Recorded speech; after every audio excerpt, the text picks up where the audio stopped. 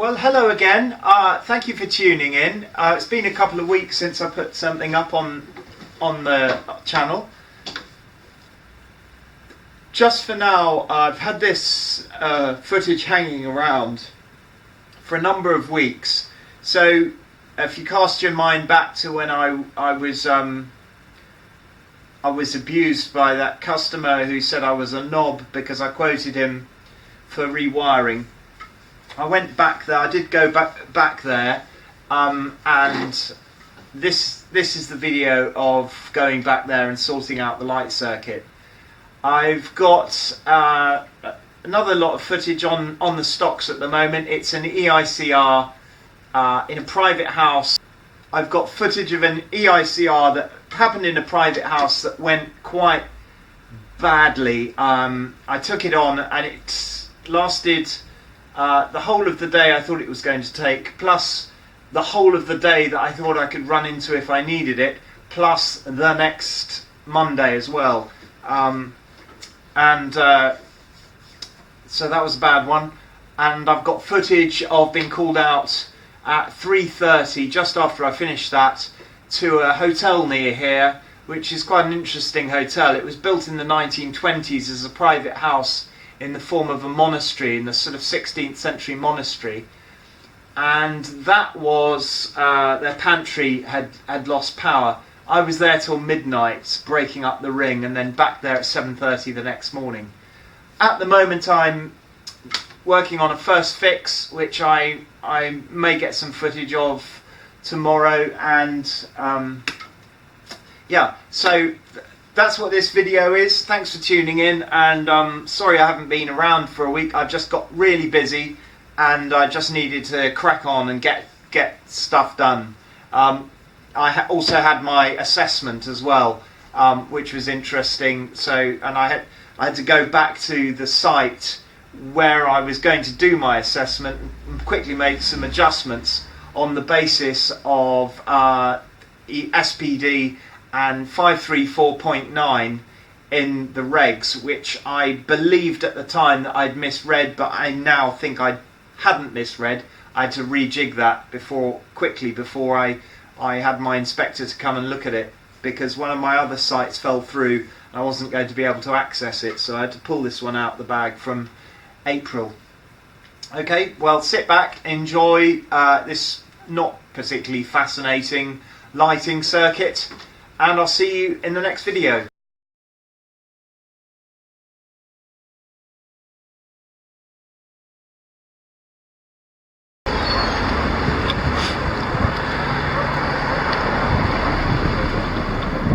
We're going to the project again, and where I'm a knob, and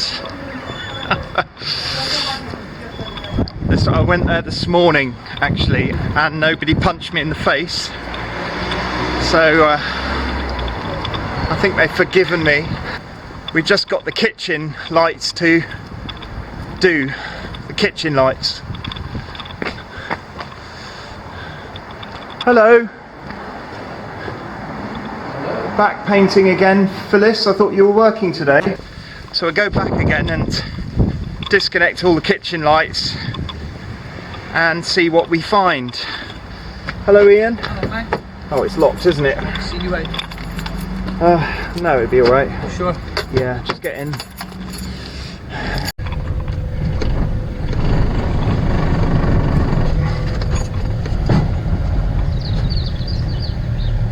Here we are.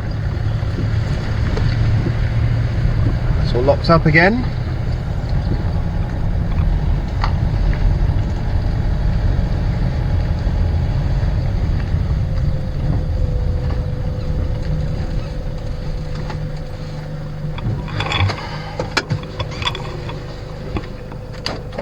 Up.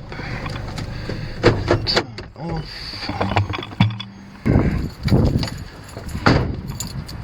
Testing pack. But now, since I haven't, look at this, what a mess. Now since I haven't, I've ended up having to cart two of these veto packs around, which kind of defeats the object of having a backpack. really, because the whole idea was I could carry it in a backpack, and now I'm carrying one of them anyway, the handle. So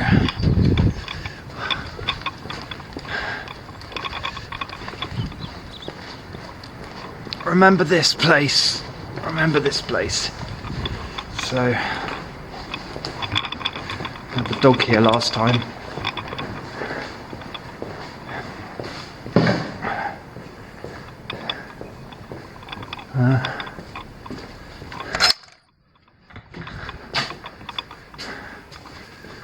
Okay.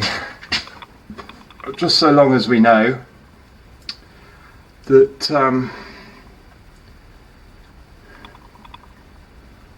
yeah, so there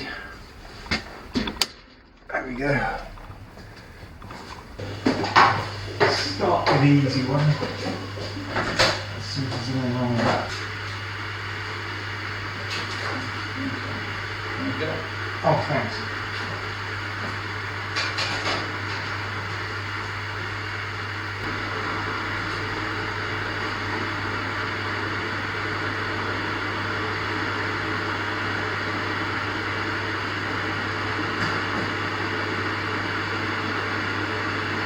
There'll be a junction box up there somewhere, because that's not twin and earth.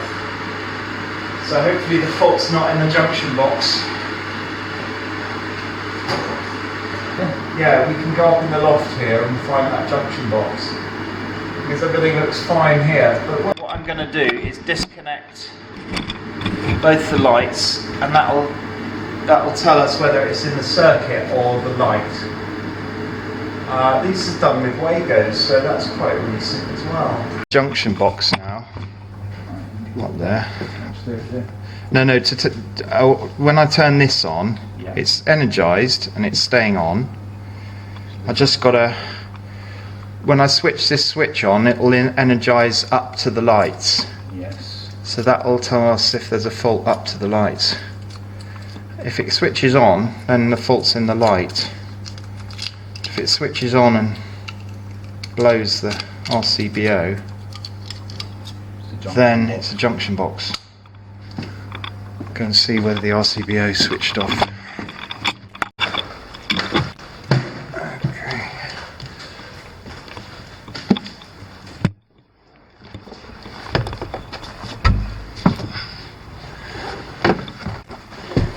Can't see very easily. Okay, there's a hint to the location. That's the box section that was in the middle of the frame in the first footage from here in the kitchen. So my light switch has got to be around that wall there, and then the cables to the lights have got to be somewhere around here. Okay, have a look in there. That's all quite nicely terminated, and there's no fault in there. And then the FP200 or whatever it is goes out there, but crawl along these joists. Oh, that wasn't on. Oh dear, that wasn't on a joist. And then what we come across here, can you see that insulation? Ow! Fuck! I'm on the right track. Let's look at this insulation here. It's all been chewed and mashed up into little bits of mince, and then there's mouse droppings there, and then more mouse droppings over there, which is where my cable disappears. Maybe literally. I have to turn the camera off here and use both hands. We thought we maybe had unearthed something there with the droppings, rodent droppings. But there's no sign of anything wrong with the cable there. So I've come back to where the switch line disappears, and that's all in order. It's 20mm PVC conduit, and that disappears down in conduit. But then there is this junction box which comes up from down there, so I'll have a look in there. That doesn't lead to my lights. That's my lights there, and that comes back through this, which turns the corner here and goes down there. So let's have a look in there next. It's not even a junction there.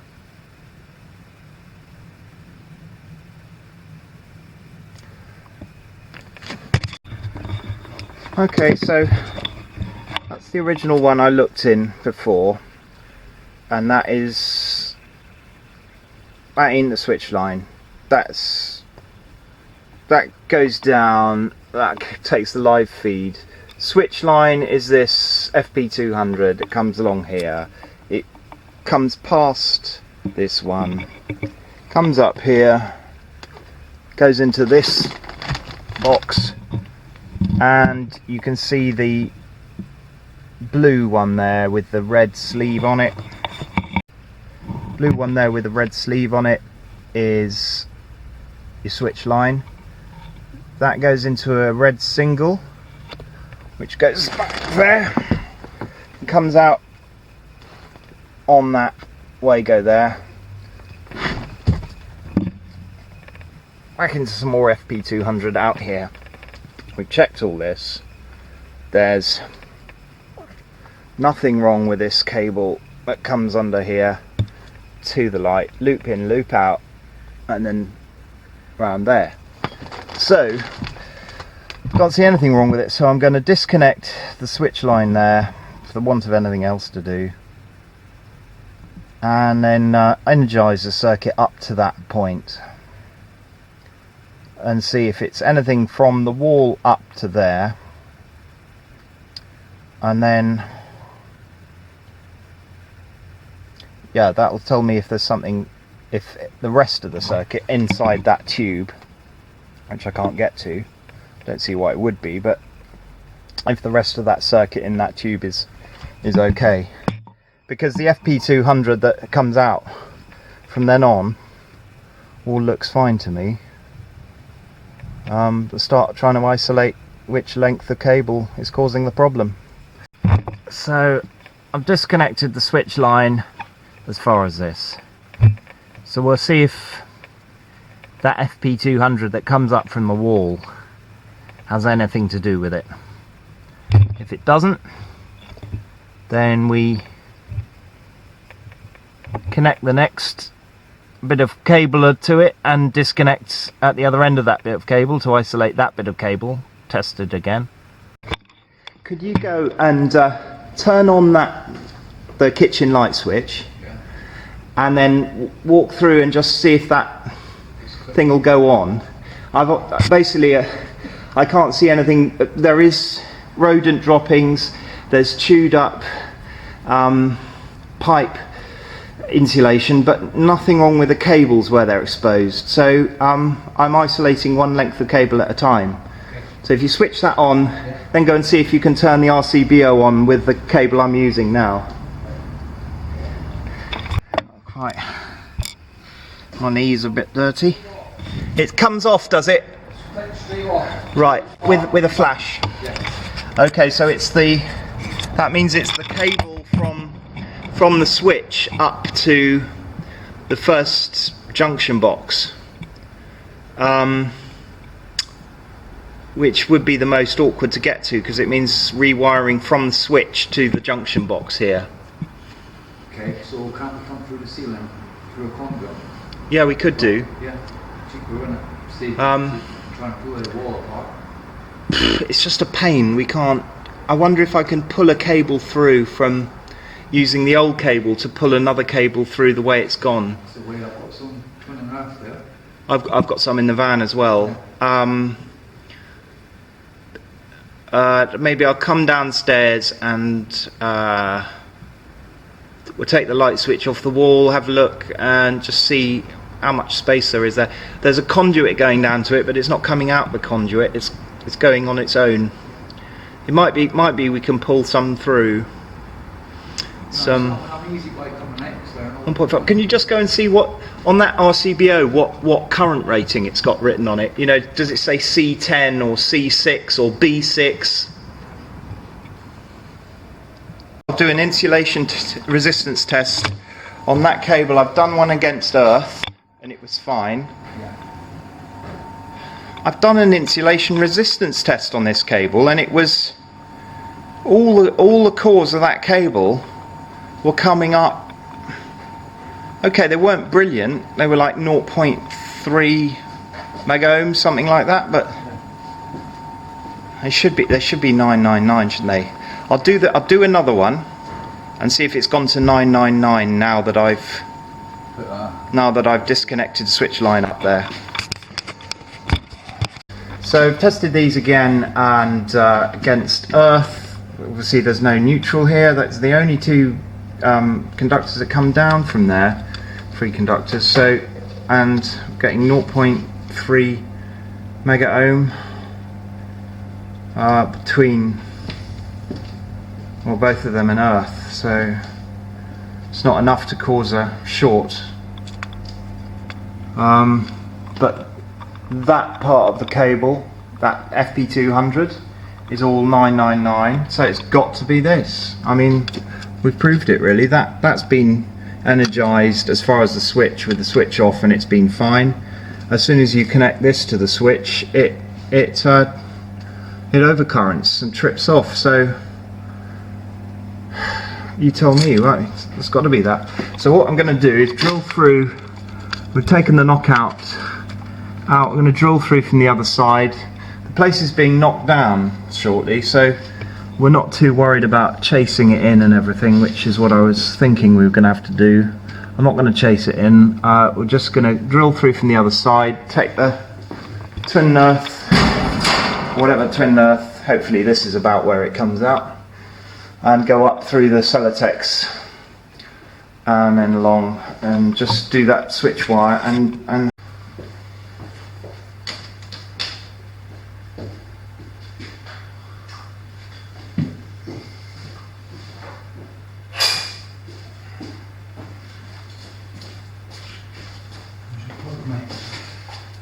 so, is that where the knockout is? That's the bottom of the knock. That's the bottom. That's the plug there. Okay, so the knockout's about here, is it? Yes. Let me just check that. I see so.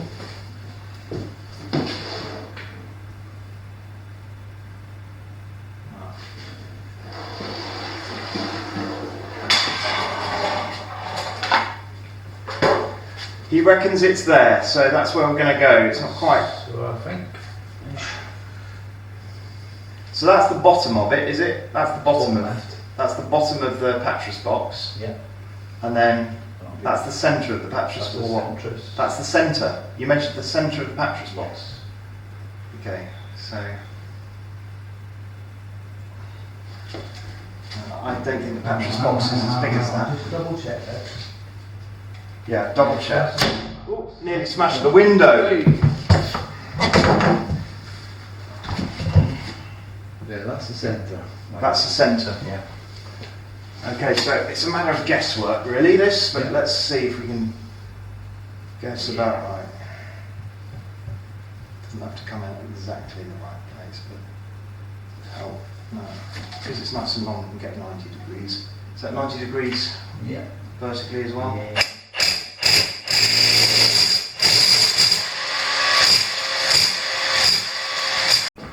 We were just going to stick some twin earth up here, but I couldn't think of how to clip it into the plaster, and I thought you lot would probably rip me a new arsehole anyway, so now we're under pressure to make it look like the National Gallery. So we're just marking out where the saddles are going, and then we'll just stick them up and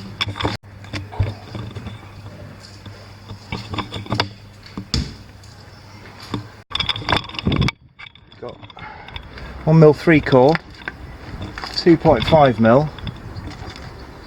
Huh, do have some. Well, didn't think I had that. Don't know what I used it for. Some bodge. 1 mil. Yeah, it's a 6. It's a 6, so that would be fine. It's 6 amp. So yeah. It's only doing 2 fluoros. And I've got the earth sleeving in there. Got the earth sleeving. Here we are. That's what we've done. Not too bad. I didn't have a white one. Oh, I've still got to put a lid on here. I've only got a metal one in the van. And then I've sort of tucked it in upstairs. And it all works. So it might have been just this wall moving that sort of cable gave out on. Surprising though, but I couldn't pull the cable out, so we can't inspect it, which is a shame. It'd be interesting to see, but I wrenched it with all my might, but it's cemented in, I think. It's come on. He's wiggled it and it's come on.